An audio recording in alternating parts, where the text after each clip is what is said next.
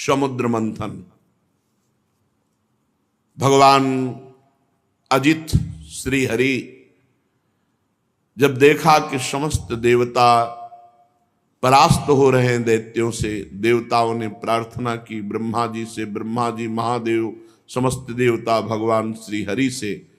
तब श्री हरि ने कहा, इस समय गुरु शुक्राचार्य के प्रताप से दैत्य बलवान हैं, उनको देवता जीत नहीं सकते, इसलिए पहले समुद्र मंथन हो, उसमें अमृत निकले और देवता पान करें, फिर विजय को प्राप्त होंगे।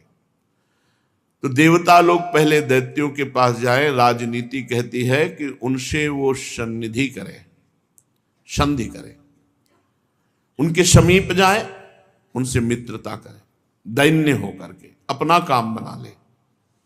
देवता लोग निहत्थे होकर, ग्रीवा झुकाकर दैत्यों के पास गए। पहले तो सेनापतियों ने बंदी बनाना चाहा, पर धर्म के रहस्य को जानने वाले महाराज बलि ने मना कर दिया और कहा, देखो ये संधि का अवसर है, ये देखो अस्त्र शस्त्र लेके नहीं आए। पूरी बात रखी गई समुद्र मंथन की। दैत्यों ने इशारे में कहा कि हां कह दो, क्योंकि इनको एक बूंद अमृत नहीं मिलेगा, हम सब छीन के पी जाएंगे। हां कह दिया गया। अब मथानी कौन बने? तो मंदराचल को 10,000 योजन स्वर्ण, तांबा और लोहा, 3 धातुओं से बना हुआ, 10,000 योजन ऊंचा। सब देवता दैत्य बड़ी ताकत लगा करके उखाड़े, वो फिसल गया। बहुत से दैत्य देवता अंग भंग और मृत्यु को प्राप्त हुए। देवताओं ने भगवान का स्मरण किया। गरुड़ पर सवार होकर अजित भगवान उपस्थित हुए। मंदराचल को एक हाथ से उठा के गरुड़ पे रखा, अमृत दृष्टि से समस्त देवता और दैत्यों को पुष्ट किया। अब समुद्र में मंदराचल विराजमान किया गया। बहुत सी औषधि लता जो भगवान ने कही सब उसमें डाली गई। देवता और असुरों ने नागराज वासुकी को रिझा लिया और उनको वचन दिया कि समुद्र मंथन में प्राप्त होने वाले अमृत में तुम्हारा हिस्सा होगा, आप रस्सी बन जाएं। मथानी बना मंदराचल, रस्सी बने वासुकी नाग। वासुकी नाग को नेति के समान मंदराचल में लपेट दिया गया। समुद्र मंथन आरंभ हुआ। अजित भगवान ने देवताओं को इशारा किया, मुख की ओर लग जाओ। देवताओं में खास बात है, भगवान की आज्ञा का उल्लंघन ने क्यों नहीं पूछा, लग गए। जब दैत्य सेनापतियों ने देखा तो उन्होंने कहा, देवता कोई श्रेष्ठ है, हम लगेंगे मुख की तरफ। सांप के पूंछ का भाग जो है ये निकृष्ट माना जाता है, हम इसे नहीं पकड़ेंगे। भगवान ने देवताओं को इशारा किया, आ जाओ पूंछ की तरफ, क्योंकि जब नेति बन करके मंदराचल घुमाया जाएगा, भारी विष की ज्वाला वासुकी नाग के मुख से निकलेगी। तो देवताओं को बचाने के लिए भगवान ने पहले ऐसा किया था। देवताओं ने पूंछ पकड़ ली और दैत्य मुख की ओर हो गए। बड़े बड़े असुरों के भुजाओं और देवताओं की दैवी शक्ति से युक्त होकर मंदराचल जीव ही घुमाया जाने लगा, त्यों ही समुद्र में डूबने लगा। अब तो सब देवता दैत्य निराश होने लगे, मन टूट गया, उदासी छा गई। भगवान ने तुरंत कच्छप रूप धारण किया। भगवान का एक कच्छप अवतार है, विशाल काय भगवान की पीठ। समुद्र में प्रवेश करके मंदराचल के नीचे जाकर कच्छप भगवान अपनी पीठ में मंदराचल ले लिया। भगवान की शक्ति अनंत है, वे सत्य संकल्प हैं, उनके लिए कौन सी बड़ी बात है। देवता और असुरों ने देखा कि मंदराचल ऊपर उठने लगा, तब फिर से उत्साहित होकर समुद्र मंथन किया। भगवान कच्छप की पीठ का विस्तार कितना था?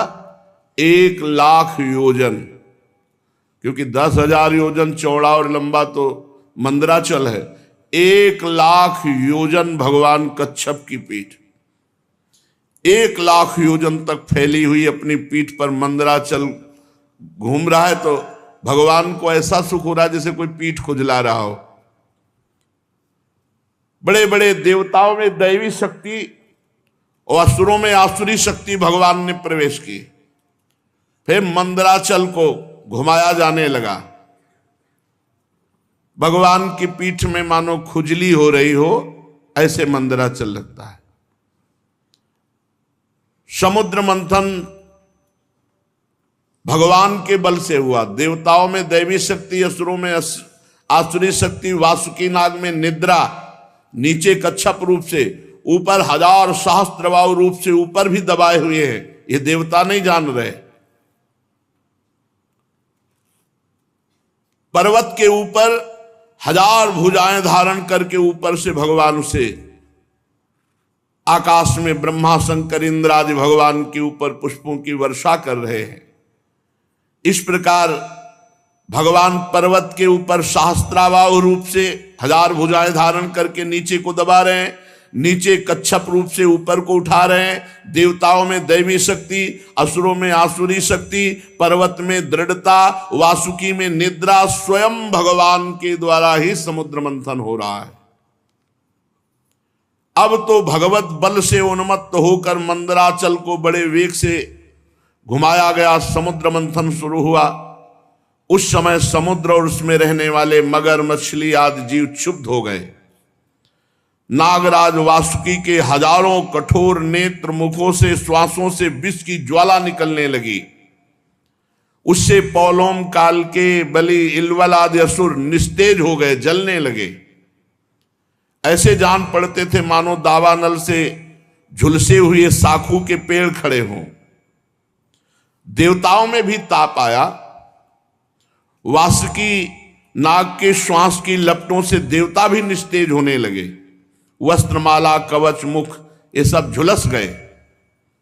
भगवान ने तुरंत प्रेरणा की, मेघ छा गए और वर्षा होने लगी, जिससे फिर बल आया दैत्यों में और देवताओं में। समुद्र मंथन फिर जोर से शुरू हुआ। पहले समुद्र मंथन में विष निकला, विष। ध्यान रखो, जब कोई साधन मार्ग में चलता है तो पहले विष पीना पड़ता है। यम ही न व्यथ्यन्ते ते पुरुषम पुरुषर्षभ सम दुखा सुखाधीरम स्वमृतत्वाय कल्पते। जो इस विष को पीता है, सुख दुख को समान भाव, मान अपमान, निंदा स्तुति, काम क्रोध लोभ, ये सब विष हैं। इनको जो पीता है वही अमृत पद का अधिकारी होता है। भगवान मेघ के समान सांवले शरीर पर सुनहला पीतांबर, कानों में बिजली जैसे चमकते हुए कुंडल, सिर पर मुकुट, घुंघराले बाल, नेत्र लाल लाल रेखाओं से युक्त, गले में बनमाला सुशोभित, संपूर्ण जगत को अभय दान करने वाले विश्व विजयी भगवान अजित ने अपने भुजदंडों से वासुकी नाग को पकड़कर जे ही मंदराचल की रफ्तार बढ़ाई, ते भी खलबली मच गई। मछली, मगर, सांप, कछुए भयभीत होकर ऊपर आ गए। तिमिंगल आदि मत्स्य, समुद्री हाथी, गिराह व्याकुल हो गए। जे ही ऐसा मंथन हुआ कि सबसे पहले ऊपर हलाहल नामक अत्यंत उग्र विष निकला। अब वो समुद्र मंथन से निकला हुआ विष 10 दिशाओं में फैलने लगा। इससे सारी प्रजा मर जाएगी, सब प्रकृति भस्म हो जाएगी, ऐसा ये विष है। भगवान अजित ने कहा, भगवान शंकर की शरण में चलो। पहले निकले हुए इस हलाहल नामक विष से भगवान सांब सदाशिव ही बचाएंगे। भगवान शंकर सती जी के साथ कैलाश पर्वत पर विराजमान थे। बड़े बड़े ऋषि मुनि उनके वचन सुन रहे थे। भगवान शिव उपदेश कर रहे थे।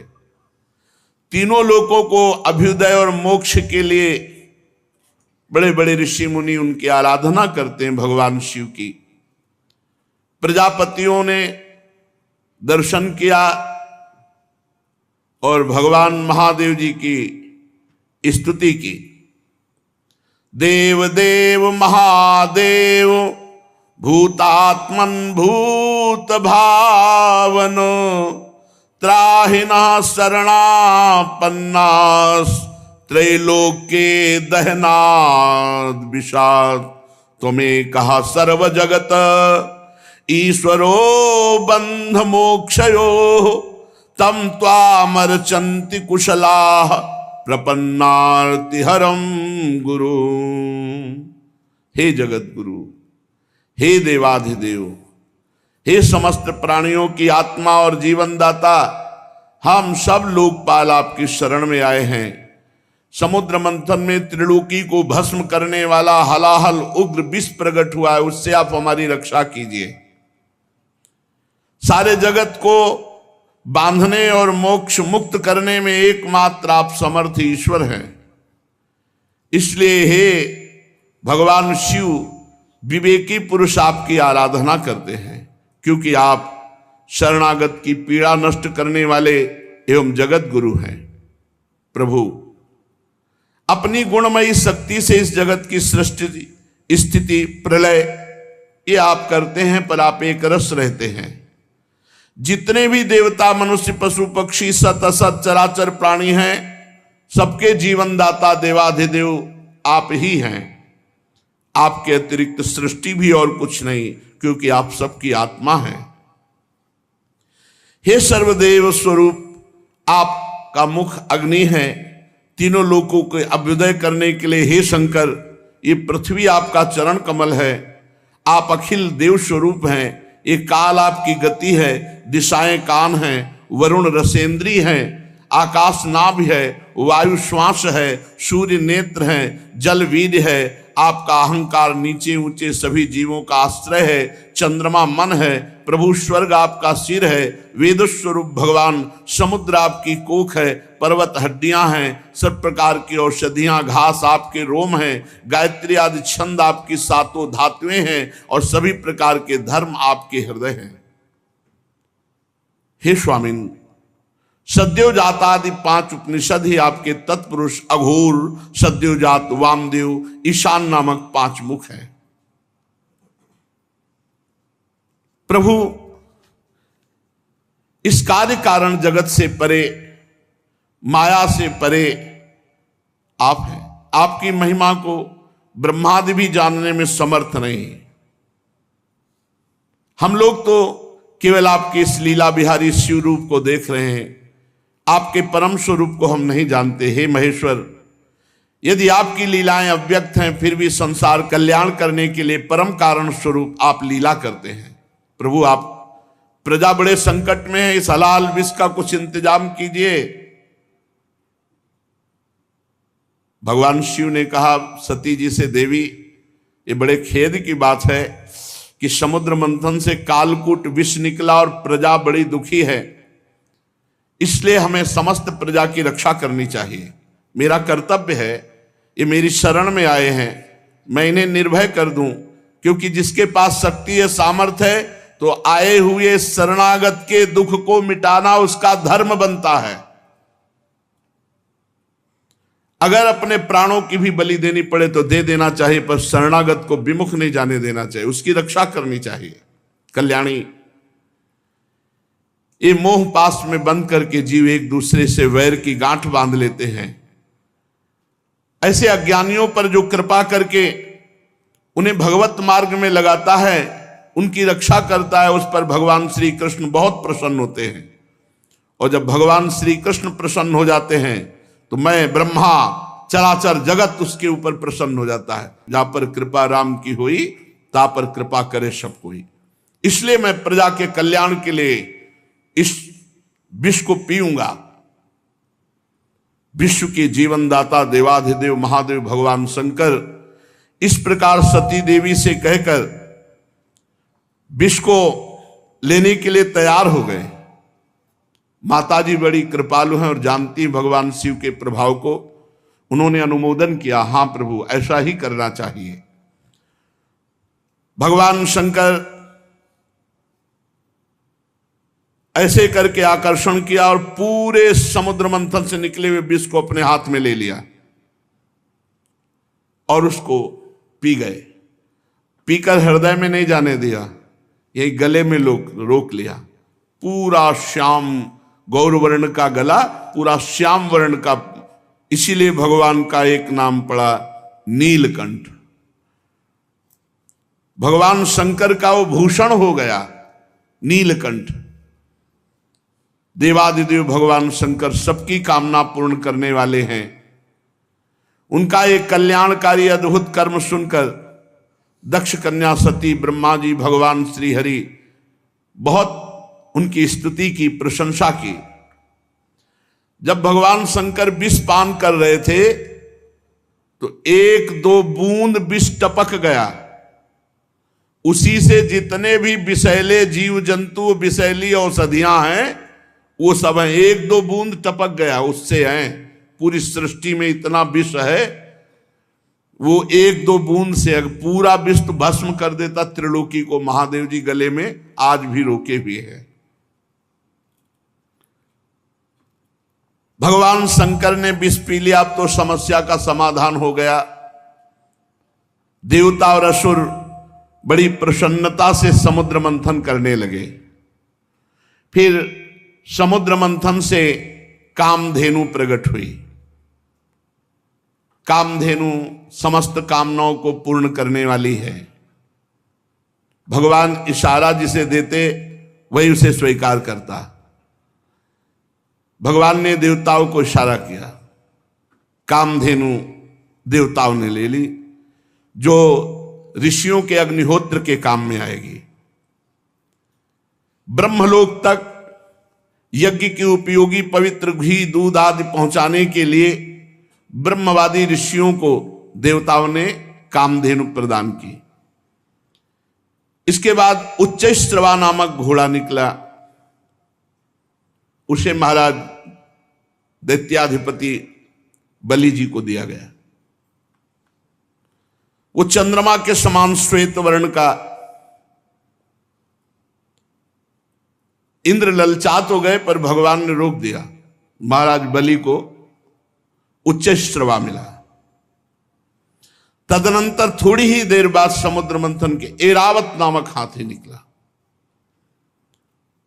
बड़े बड़े 4 दांत, उज्ज्वल गोरे वर्ण का, कैलाश के समान। देवराज इंद्र को दिया गया ऐरावत हाथी। फिर कौस्तुभ मणि समुद्र मंथन से निकली। देवता और दैत्य दोनों ने मिलकर वो मणि भगवान श्री हरि को पहनाई। जो वक्षा स्थल में कौस्तुभ मणि विराजमान है, वो समुद्र मंथन से प्रकट हुई। इसके बाद स्वर्गलोक की शोभा बढ़ाने वाला कल्प वृक्ष वो देवताओं ने ले लिया। ये कल्प वृक्ष जो कामना करे वो पूर्ण कर देता है। इसके बाद अप्सराएं प्रकट हुई, जो सुंदर वस्त्रों से सुसज्जित, गले में स्वर्णहार पहरे हुए रंभादि, अपनी मनोहर मुस्कान, चाल विलास भरी चितवन से देवताओं के भी चित्त को चुराने वाली, तो देवताओं को दी गई। अप्सराएं देवताओं को दी गई। कल्पवृक्ष देवलोक में। इसके बाद शोभा की मूर्ति स्वयं भगवती लक्ष्मी देवी प्रकट हुई समुद्र से। ये भगवान की नित्य शक्ति है। जे ही वे प्रकट हुई तो बिजली किसी कांति छा गई, 10 दिशाएं चकाचौंध हो गई। ऐसा सौंदर्य, ऐसा उदार स्वरूप, ऐसा रूप रंग कोई भी नहीं था जो ये ना चाहता हो कि लक्ष्मी जी हमें मिले। आज भी सभी चाहते हैं लक्ष्मी जी हमें मिले। देवता, असुर, मनुष्य, कोई भी ऐसा नहीं था जिसके हृदय में ये चाह ना आ गई हो कि लक्ष्मी जी हमें मिले। तत्काल इंद्र अपने हाथों से उनके बैठने के लिए विचित्र सिंहासन ले आए। श्रेष्ठ नदियों ने मूर्तिमान होकर के अभिषेक के लिए सोने के घड़ों में भर भर कर पवित्र जल ला दिया। पृथ्वी ने अभिषेक के योग्य सब औषधियां दी। गौओं ने पंचगव्य और बसंत ऋतु ने चैत्र वैशाख में होने वाले सब फूल फल उपस्थित कर दिए। इन सामग्रियों से ऋषियों ने विधि पूर्वक लक्ष्मी जी का अभिषेक किया। गंधर्व गान कर रहे हैं, अप्सराएं नृत्य कर रही हैं, बादल सदैव होकर मृदंग डमरू ढोल नगारे नरसिंगे शंख वेणु वीणा ये जोर जोर से वाद्य बजा रहे हैं। भगवती लक्ष्मी देवी का अभिषेक हुआ और सुंदर पोशाक धारण किए हुए सिंहासन पर विराजमान हैं। दिग्गज कलशों से उनका स्नान करा रहे हैं। वेद में ब्राह्मण वेद मंत्र पढ़ रहे हैं। समुद्र ने पीले रेशमी वस्त्र उनको पहनने के लिए दिया। वरुण ने वैजंती माला समर्पित की। प्रजापति विश्वकर्मा ने भांति भांति के गहने दिए। सरस्वती जी ने मोतियों का हार, ब्रह्मा जी ने कमल, नाग ने 2 कुंडल अर्पित किए। इसके बाद लक्ष्मी जी कमलों की माला लेकर किसके गले में डालें चली। लक्ष्मी जी के मुख की ओर देखकर जब वो मंद मंद मुस्कुराती हुई चल रही थी, उनकी पायजेब बज रही थी, कोई ऐसा नहीं था जो ललचा न गया हो लक्ष्मी जी हमें मिले। पर वो चाहती थी जो हमें चाहे ना उसको हम वरण करें। निर्दोष हो जिसके हृदय में चाह न हो, उत्तम गुणों से नित्य युक्त हो, उसे मैं अपना आश्रय बनाऊंगी।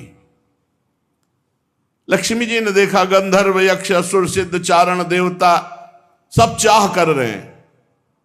किसी को शर्त है, जो चाह न करता हो, निर्दोष हो, अविनाशी हो, नित्य हो, ये सब भगवान में है। वे मन ही मन तपस्वियों की तरफ देखकर कहा, इन्होंने क्रोध पर विजय नहीं प्राप्त किया। ज्ञान तो है परंतु अनासक्त नहीं है। कोई महत्वशाली है परंतु वो काम को नहीं जीत सका। किसी में ऐश्वर्य बहुत है पर वो ऐश्वर्य किस काम का जब दूसरों का आश्रय लेना पड़े। किसी में धर्माचरण है तो प्राणियों के प्रति प्रेम का पूरा वर्ताव नहीं। त्याग है पर केवल त्याग से ही थोड़ी मोक्ष हो जाएगा, तत्वबोध होना चाहिए। किन्हीं किन्हीं में वीरता है पर वो भी काल के पंजे के बाहर नहीं है। कुछ महात्मा ऐसे हैं जो विषयासक्त नहीं है परंतु अद्वैत समाधि में तल्लीन है। किसी किसी ऋषि की आयु बहुत लंबी है परंतु उनका सील मंगल मेरे योग्य नहीं। किसी का सील मंगल है तो आयु का ठिकाना नहीं। लक्ष्मी जी ने सबको देखा पर कहीं भी चित्त नहीं टिका। जब भगवान के ऊपर दृष्टि गई तो उन्होंने कहा, मुझे चाहते नहीं, ये हमें पसंद आए पर ये हमें नहीं चाहते। पर सोच विचार करके भगवान के ही गले में जयमाला डाल दी, अजित भगवान के, क्योंकि समस्त सद्गुण नित्य निवास करते श्री भगवान में। लक्ष्मी जी के एकमात्र आश्रय भगवान श्री हरि है। इसी से उन्होंने भगवान श्री हरि का वर्ण किया। लक्ष्मी जी ने भगवान के गले में नवीन कमलों की सुंदर माला पहना दी, जिसके चारों ओर झुंड के झुंड मतवाले मधुकर गुंजार कर रहे थे। इसके बाद लज्जापूर्ण भाव से देखा और सूक्ष्म रूप धारण करके भगवान के वक्षा स्थल में विराजमान हो गई, श्री लांछन चिन्ह के रूप में।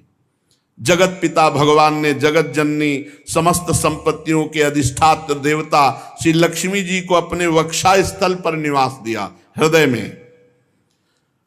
उसी समय शंख तुरही मृदंग बाजे बजने लगे, गंधर्व गाने लगे, अप्सराएं नृत्य करने लगी। ब्रह्मा रुद्र अंगिरा आदि प्रजापति पुष्प वर्षा करते हुए भगवान की दिव्य मंत्रों द्वारा स्तुति की।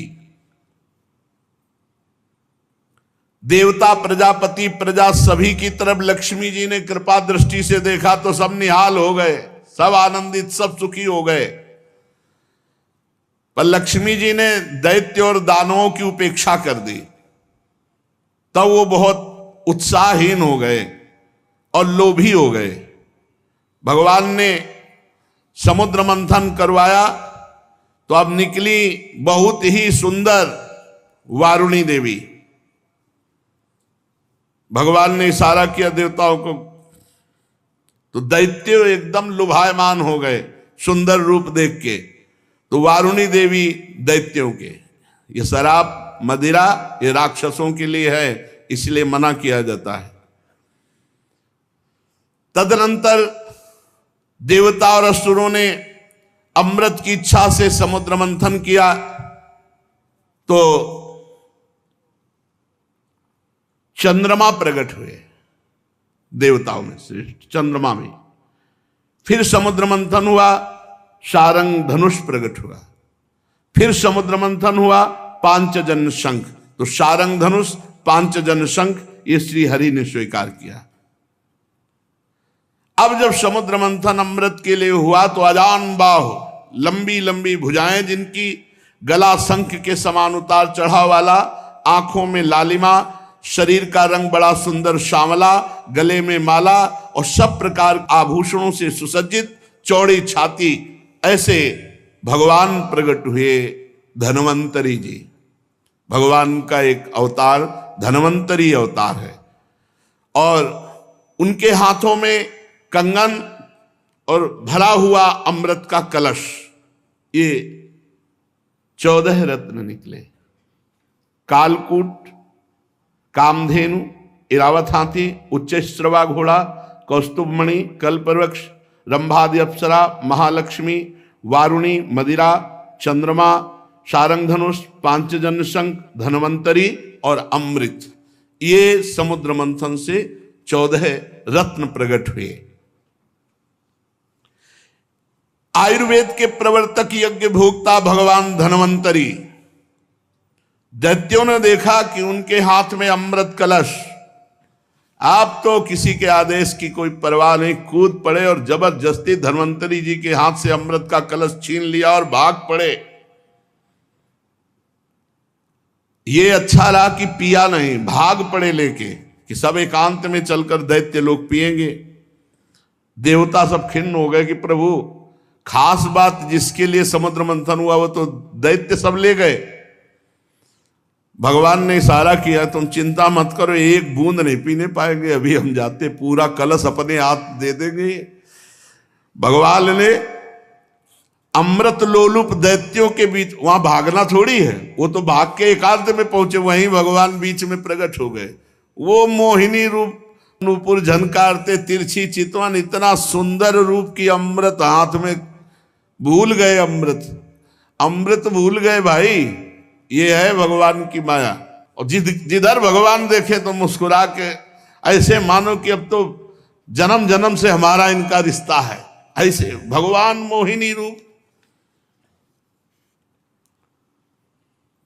छमछमाते हुए कभी इधर कभी उधर, और ऐसा नवकिशोर रूप। उस सुंदरी स्त्री को देखकर सोचने लगे कि अब तो सौभाग्य ही सौभाग्य हमारे उदय हो रहे। कितनी सुंदर ये स्त्री है, हमको प्यार करती। और जो दैत्य देखे, भगवान मुस्कुरा कर भगवान मोहित करना चाहे तो महादेव मोहित हो गए, दैत्य क्या है। अब तो सब के सब दैत्य भूल गए अमृत को, और डांट होड़ लग गई मोहिनी जी के लिए। उनमें हाथ जोड़कर कहा, कमल नयनी तुम कौन हो, कहां से आई हो और क्या करना चाहती हो। सुंदरी, तुम्हें देखकर हम सबके मन में खलबली पैदा हो गई। हम समझते हैं कि देवलोक में या दैत्यलोक में या सिद्ध गंधर्व चारण लोकपाल कहीं ऐसी सुंदरी नहीं जैसी आप हो। तुम्हें मनुष्य तो देख भी नहीं सकते। सुंदरी, हमें लगता है विधाता ने हम पर दया करके भेजा है, हम दैत्यों को महासुख देने के लिए तुम आई हो। माननी, वैसे तो हम एक जात के लोग हैं, पर इस समय हम थोड़ा झगड़े पे आने वाले हैं, क्योंकि हम ये अमृत का कलश मिला है और हम आपस में लड़ाई कर बैठेंगे। तो सुंदरी, तुम ही अमृत पिला दो। भगवान कुछ नहीं बोल रहे। हम सब कश्यप जी के पुत्र हैं, तुम्हें हम अपना परिचय बता देते हैं, और सगे भाई हैं। ये देवता लोग और हम दोनों के पिता एक ही हैं, कश्यप। ये अमृत का कलश लो और जैसा आप उचित समझो। असुरों ने जब इस प्रकार प्रार्थना की तो भगवान और जो स्त्री लुभावना चाल होती, चाल, मुस्कुराहट और चितवन से कटाक्ष करते हुए कहा, आप लोग महर्षि कश्यप के पुत्र हैं, पहले साफ बता दिया। हाँ कि हमारे ऊपर दोष मत लगा, हम पहले बता रहे। आप लोग अमृत के बांटने का न्याय भार हमारे ऊपर डाल रहे हैं। अरे विवेकी पुरुष उल्टा स्वेच्छाचारिणी स्त्रियों पर कभी विश्वास नहीं करते तुम्हें। और भगवान ये कहते हुए और मुस्कुरा रहे हैं, उनको लग रहा है कि मजाक कर रहे हैं। और भगवान सत्य बोलते, त्रिकाल सत्य, कि ये रूप हमने धारण ही इसीलिए किया है, मैं किसी की नहीं हूं, ना आज तक हमको कोई पकड़ पाया और ना कोई पकड़ पाएगा मोहिनी रूप में। भगवान और हंसकर तिरछी कटाक्ष मार करके कैसा भगवान स्पष्ट वर्णन कर रहे हैं कि फसला मत हमारे पे। परीक्षित जी मोहिनी जी की ये बात सुनकर दैत्यों के मन में आया कि मजाक कर रही है हमसे। उन्होंने हंस करके कहा कि देखो तुम कोई भी हो, ये ले अमृत कलश। कलश लिया और तिरछी मुस्कान से भगवान ने मुस्कुराते हुए मीठी वाणी में कहा, देखो यदि इतना विश्वास करते हो तो मैं उचित करूं या अनुचित बीच में टोकना नहीं। स्वीकार है? और मुस्कुरा दिया, बोले स्वीकार है। बस बोले अमृत बांट दे ले दो, फिर देख पाओगे कि क्या स्वीकार किया है। बड़े बड़े दैत्य कुछ जहां शंका में होते कि यार पूरा अमृत उसके हाथ में दे दिया, तो मोहिनी जी उधर ही देखती, तो फिर वैसे मंत्रमुग्ध होके रह जाता, मंत्रमुग्ध होके दैत्य रह जा। अरे महाराज भगवान हैं, भगवान, उनकी माया ऐसी प्रबल है, देख लो। लोक लोकांतर फिर वो स्वयं मोहिनी रूप धारण किए। दैत्यों बड़ी बारीकी से मेरी बात समझो, मैं उचित करूं या अनुचित बीच में टोकोगे नहीं। अगर टोकना तो ले अपना अमृत कलश। नहीं नहीं नहीं, और मुस्कुराते जा रहे हैं। मुस्कुराहट भगवान की माया का प्रादुर्भाव हुआ है मुस्कुराहट से। सब दैत्यों ने कह दिया स्वीकार है। भगवान ने कहा हम भी स्वीकृत हैं, माफ की हैं।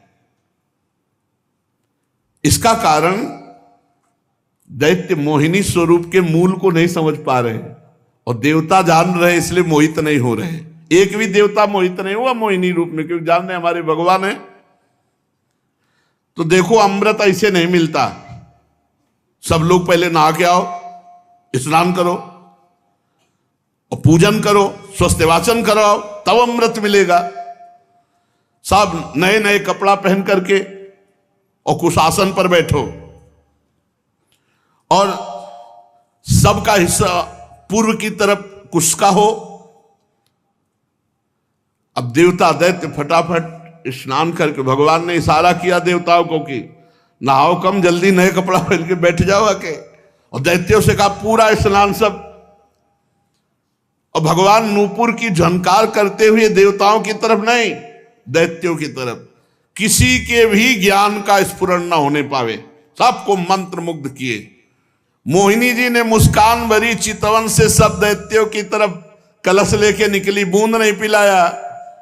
आ रही हैं अभी। अब दैत्य तो इतना खुश हैं कि मोहिनी जी मिल गई। ये सुधरते हैं तो प्रियाजू के सामने ही सुधरते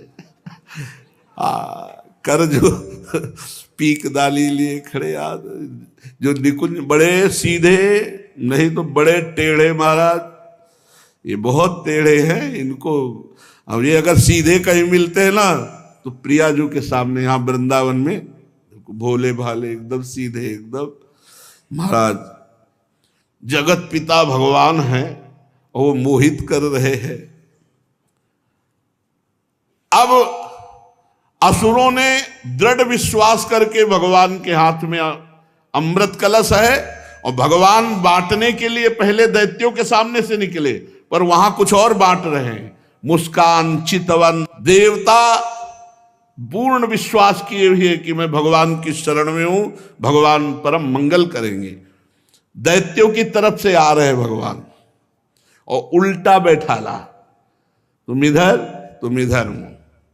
एक दूसरे की तरफ पीछे मुड़कर नहीं देखेगा। अलग अलग पंक्ति कतार बांधकर दल में बैठाल दिया, एक दूसरे की पीठ की तरफ। दैत्यों के पास से ऐसे गए मुस्कुराते हुए, और ये अमृत वो है जिसमें बुढ़ापा नहीं आता, कोई रोग नहीं होता, कोई शोक नहीं होता। अरे देवताओं को, पर वो भी भयभीत रहते हैं। और भगवान नाम रूपी जो अमृत पी ले तो भवरोग से मुक्त होकर देवलोक भी, जो जहां छोटा पड़ जाए, ऐसा आनंद देवलोक में क्या आनंद है। वहां तो पुण्य क्षीणे मृत्यु लोके विसंति, भगवत धाम नामामृत राधा नाम सुधारसम। इसलिए लुभायमान मत होना इस अमृत से कि बुढ़ापा ना आएगा। या नहीं, मरने के लिए देवता भी तैयार हैं, मरना पड़ेगा उनको भी, क्योंकि जब प्रलय होती तो ब्रह्मलोक तक समिट जाता है। परीक्षित असुर उमंग तो रहे थे, तो समझा कि जैसे हमारे आगे से कलश लेके निकल गई, ऐसे देवताओं के आगे से निकल के फिर शुरू हमारी तरफ से करेंगे। और पीठ की तरफ थे देवता, और वो इस पर विश्वास कर रहे थे कि मोहिनी तो हमसे सबसे ज्यादा प्यार करती है। भगवान ऐसा दर्शन कराए, और विश्वास करके चुपचाप बैठे रहे। मोहिनी जी में इतना प्रेम था दैत्यों का कि किसी की हिम्मत नहीं हुई कि टोक दे। भगवान ने देवताओं को इशारा किया, बिल्कुल लाइनबद्ध सब। एक दो तो हल्के से देखने की कोशिश पर भगवान मुस्कुरा के तिरछी दृष्टि भगवान की दैत्यों की तरफ, फिर वो शांत हो गए कि यार नाराज ना हो जाए मोहिनी जी। अब मोहिनी जी सबको अपने नेत्रों की दृष्टि में बांधे हुए और देवताओं को अमृत पिलाते चले जा रहे हैं। राहु ने देखा कि कुछ गड़बड़ है, कलश तो आधा से ज्यादा खाली हो गया और अभी पंक्ति देवताओं की चले, हमें लगता है दैत्यों को बूंद नहीं मिलेगा। तत्काल चंद्रमा और सूर्य के बीच में, वो तो पीठे घुमानी थी, तत्काल घुमाया और अमृत बटी रहा। और भगवान बांटने की तरफ नहीं देख रहे थे, दैत्यों की तरफ देख रहे थे। चंद्रमा और सूर्य ने कहा प्रभु राक्षस है, दैत्य है। भगवान ने तुरंत सुदर्शन चक्र के द्वारा, तो केवल ऊपर का अमृत केवल गले तक पहुंच पाया था। आज भी चंद्र ग्रहण और सूर्य ग्रहण उसी से पड़ता है। भगवान ने सुदर्शन चक्र से उसका सिर काट दिया। अमृत का संसर्ग गले से होने से आज भी वो अमर है राहु, परंतु उसका जो धड़ है वो नीचे गिर गया। राहु पर्व के दिन पूर्णिमा और अमावस्या को बैर भाव से बदला लेने के लिए चंद्रमा और सूर्य पर आक्रमण किया करता है। भगवान ने लंबी चाल बढ़ाई, पूरे देवताओं को अमृत पिला दिया और फेंका कलश, जहां एक बूंद भी नहीं। अब समस्त दैत्यों के सामने मोहिनी रूप, अरे खत्म मोहिनी रूप देखा, अरे बोले तो हरि ठग लिया, सब अमृत पिला दिया देवताओं को। अब तो सब के सब असुरगण अमृत से वंचित और भारी क्रोध धारण करके भगवान के प्रति की इसने छल कर दिया। दानों और दैत्यों ने बड़ी मेहनत की थी, फिर भी उन्हें भगवान से विमुख और आसुरी प्रवृत्ति होने के कारण अमृत पीने को नहीं दिया गया कि बिना अमृत पिए तो ऐसा विनाशकारी खेल खेलते हैं, अगर अमृत पी लिए तो फिर तो बहुत ही आतंक मचा देंगे। भगवान ने समुद्र को मथकर अमृत निकाला और अपने शरणागत देवताओं को पिलाया, और फिर देखते देखते गरुड़ पर सवार हुए, जय श्री राधे, चले गए। जब दैत्यों ने देखा कि मेहनत तो हमने भी की, सफलता शत्रुओं को मिली, तब उन्होंने बड़े बड़े अस्त्र शस्त्रों से देवताओं पर आक्रमण कर दिया। अत्यंत भयंकर संग्राम हुआ। देवता और दैत्यों की घमासान लड़ाई, इसी को देवासुर संग्राम कहते हैं। दोनों ही एक दूसरे के प्रबल शत्रु, विविध प्रकार के वाहनों से, विविध प्रकार के अस्त्रों से बहुत समय तक उनका युद्ध होता रहा, लेकिन अब वो जीत नहीं सकते क्योंकि देवता अमृत प्रिय हैं, इनको मरना नहीं है और उनको मरना पड़ेगा।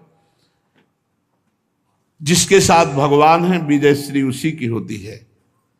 देवराज इंद्र ने विजय प्राप्त की। भगवान का जो आश्रय लेते हैं, संजय जी से धृतराष्ट्र जी ने पूछा कि संजय वैसे तुम्हारे विचार से 7 अक्षौणी सेना पांडवों के पास और 11 अक्षौणी हमारे पास है, तो विजय तो वैसे सिद्ध हमारी ही होती है क्योंकि भीष्मादि महारथी। तुम्हारा विचार क्या कहता है? तो उनका यत्र योगेश्वरा कृष्णो यत्र पार्थो धनुर्धरा तत्र श्री विजयो भूतिर्धुवा नीतिर्मतिर्मम। जहां भगवान श्री कृष्ण है और जहां भगवान के शरणागत अर्जुन है वहीं विजय होगी। यद्यपि देवता बड़े बलशाली, पर अमृत पीने के बाद तो और बलशाली, और शुक्राचार्य जी संजीवनी के प्रभाव से दैत्यों को जिला देने वाले, पर भगवान का बल अमोघ है जो देवताओं के पक्ष में, इसलिए देवासुर संग्राम में देवताओं की विजय हुई। जो ये समुद्र मंथन लीला भगवान की कृपा से देवताओं की विजय लीला सुनता है उसके पाप नष्ट हो जाते हैं, भगवान के चरणों में भक्ति होती है और भगवान का कृपा बल उसको प्राप्त होता है। शेष चर्चा आगे। श्री राधा वल्लभ लाल की जय।